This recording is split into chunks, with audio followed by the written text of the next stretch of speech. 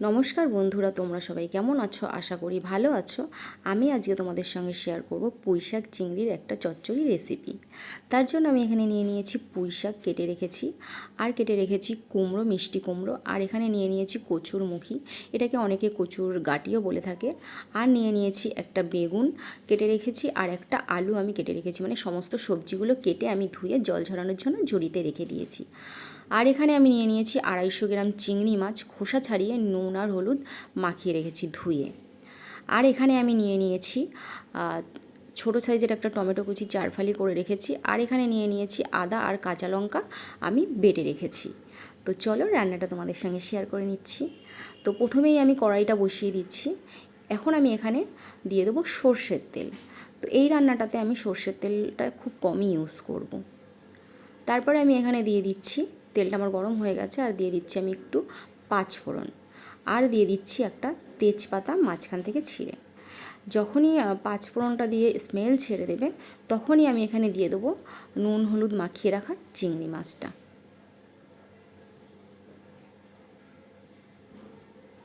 তো খুব তেল ছিটে যাচ্ছিলো, তাই একটু ওয়েট করে গেলাম। তো আমি সমস্ত চিংড়ি মাছটা দিয়ে দিলাম। আর চিংড়ি মাছটা দিয়ে বেশি আমি ফ্রাই করব না, কড়া করে হালকা আমি ফ্রাই করে নেবো চিংড়ি মাছটা। বেশি কড়া করে ফ্রাই করলে মানে চিংড়ি মাছের স্বাদটা থাকে না। তো যাই হোক, হালকা হালকা ভাজা হয়ে গেছে আমার। এখন আমি একটু সাইড করে দেবো। কড়াইয়ের একটা সাইডে আমি চিংড়ি মাছগুলো একটু সাইড করে মাঝখানে যে তেলটা আছে ওই তেলটাই আমি যে বেটে রাখা মশলাটা দিয়ে দেবো। মশলা মানে আদা আর কাঁচা লঙ্কা শুধু বেটে রেখেছিলাম, সেটাই আমি দিয়ে দিচ্ছি। এখন আমি একটুখানি নেড়ে দেবো যাতে করে মশলার কাঁচা গন্ধটা চলে যায়। তারপরে আমি এখানে দিয়ে দেবো টমেটো কুচিটা। তারপরে আমি দিয়ে দেবো একটুখানি নুন যাতে করে টমেটোটা তাড়াতাড়ি গলে যায়। আর আমি দিয়ে দেবো 1/2 চামচ হলুদ গুঁড়ো। এখন আমি এটাকে নেড়ে দেবো একটু, নেড়ে 2 মিনিট মতো আমি ঢেকে রাখবো। গ্যাসের ফ্লেমটা অবশ্যই লোয়ে রাখতে হবে, না হলে মশলাটা পুড়ে যাওয়ার ভয় আছে। তো ঢাকনা খুলে আমি আরও একবার দেখে নেবো। দেখুন মশলা দিয়ে তেল ছেড়ে দিয়েছে, আর টমেটোটা খুব সুন্দরভাবে গলে গেছে। এখন আমি চিংড়ি মাছের সঙ্গে ভালো করে মশলাটা মিশিয়ে নেব।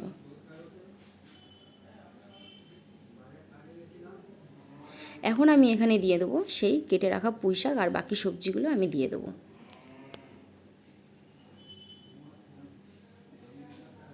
তো পুরো সবজিটা দিয়ে এখন আমি একটু নেড়ে দেবো। এখন আমি এখানে দিয়ে দেবো একটু নুন, স্বাদ অনুযায়ী নুন দিয়ে দিচ্ছি। নুন দিলে কী হবে, সবজিটা খুব তাড়াতাড়ি একটু চিপসে যাবে, মানে অল্প হয়ে যাবে, আর সিদ্ধ হতেও সাহায্য হবে। তো আমি নুন দিয়ে এবার একটুখানি ভালো করে নেড়ে দিচ্ছি, নুনটাকে মিশিয়ে নিচ্ছি।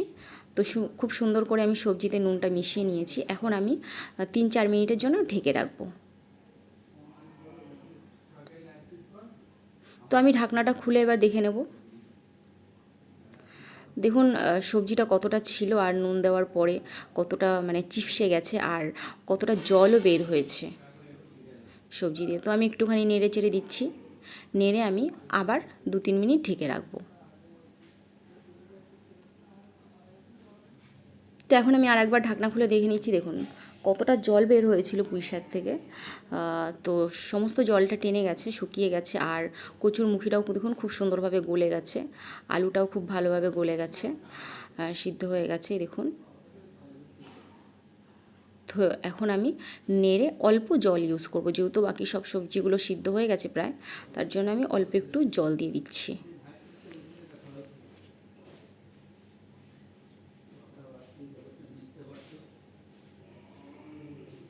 তো জল দিয়ে আমি একটু নেড়ে দিচ্ছি।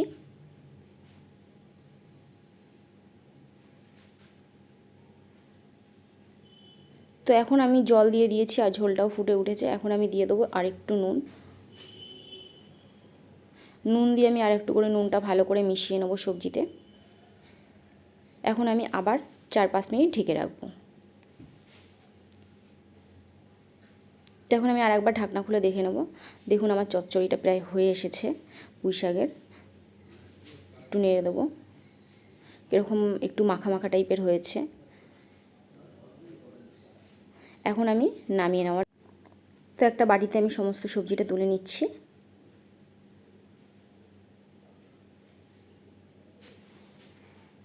তো দেখুন এই যে আমার পুঁইশাক চিংড়ির ফাইনাল লুক। খুবই সহজে চটজলদি আপনারা এটা বাড়িতে বানিয়ে ফেলুন আর গরম ভাতের সঙ্গে খেয়ে বলুন কেমন হয়েছে। আর আমার ভিডিও যদি আপনাদের ভালো লেগে থাকে তাহলে আমার চ্যানেলটিকে সাবস্ক্রাইব করতে ভুলবেন না। আর এখানেই আমি এন্ড করছি, আবার আসবো নতুন কোনো রেসিপি নিয়ে।